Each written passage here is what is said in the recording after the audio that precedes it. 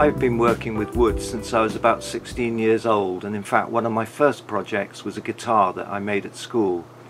I was intrigued by the different woods used and how the character of these woods affect the tone of the instrument.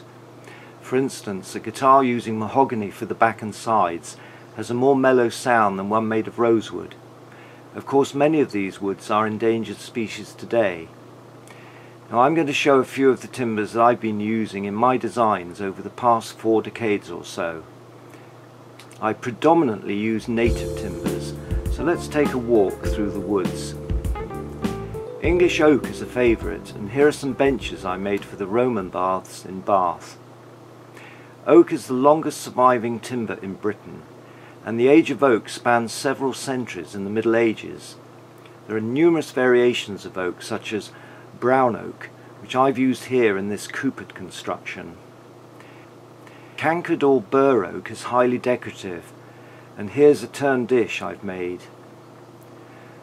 Throughout the 70s I used elm when everybody else seemed to be burning it because of Dutch elm disease, and some of my most innovative pieces have been made of elm, including my famous Zig Zag Table.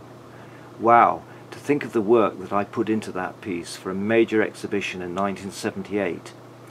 I've used elm also for fitted kitchen furniture, and also I've used reclaimed wood such as pitch pine from old church pews. And this particular piece was chosen for a royal family viewing at Kensington Palace of British furniture in the mid-1980s. Alongside elm, I've extensively used ash, and I'd say it's the most versatile all-round timber, giving a combination of rigidity and flexibility and a good figure. I've probably made more furniture from ash than any other timber, and my high-back rocking chair in particular has found homes all around the world. The Man and Nature table was made from an ash tree given to me from storm timbers blown down at Kew Gardens in 1987. And I was able to instruct how I wanted to have the tree cut into boards. Cherry is another favourite of mine, and what is interesting about cherry is that it makes a contemporary piece of furniture look respectable in a relatively short time, as after 2 or 3 years it takes on a gorgeous glowing antique patina.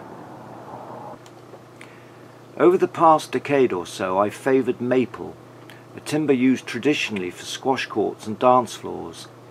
It has a fine silky figure and works well by hand and by machine, and as one of the blonde timbers it reflects the freshness of modern design.